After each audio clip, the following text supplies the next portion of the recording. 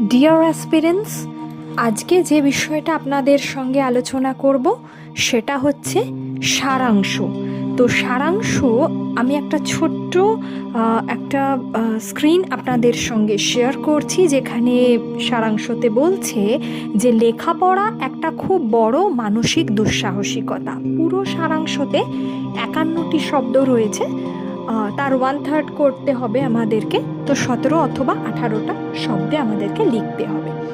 তো লেখাপড়া একটা খুব বড় মানসিক দুঃসাহসিকতা। তো লেখাপড়া শব্দটাকে যদি আমরা এখানে দেখিয়েছি, আমি যেটা সমার্থক শব্দ, প্যাসেজের শব্দ যতটা সম্ভব আমরা কম ব্যবহার করব।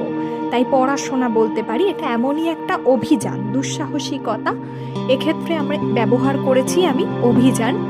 যারা সারাদিন ঘরে বসে বসে পড়ে, তাদের শরীর ঘরটার চারধারের দেওয়ালে বদ্ধ থাকলেও মন উড়ে যায় অনেক অনেক দূরে, অসীম শূন্য পার হয়ে কোটি কোটি অজ্ঞাত নক্ষত্রলোকের দেশে দেশে।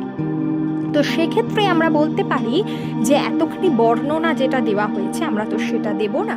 তো এক্ষেত্রে সেই জন্য আমি ব্যবহার করতে পারি যে যার মাধ্যমে মানুষ অজানাকে জানতে পারে। অর্থাৎ এই যে অসীমের কথা বলা হয়েছে, অজানা, যার কোনো সীমা নেই, অজানাকে জানতে পারে।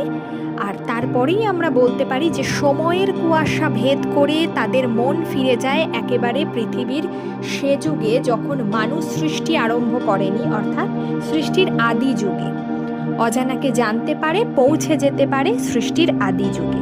তাহলে পড়াশোনা হলো সেই অভিযান, যার মাধ্যমে মানুষ অজানাকে জানতে পারে, পৌঁছে যেতে পারে সৃষ্টির আদি যুগে।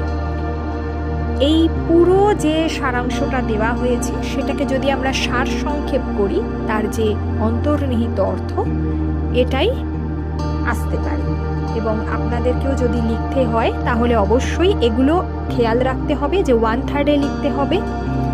যতটা সম্ভব প্যাসেজ থেকে আমরা শব্দ অথবা বাক্য কম ব্যবহার করব, তাই তার সমার্থক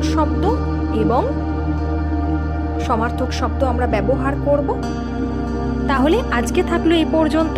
আবার কোনো একটা প্যাসেজ নিয়ে আমরা পরবর্তী ক্লাসে অবশ্যই আলোচনা করব। খুব ভালো থাকবেন।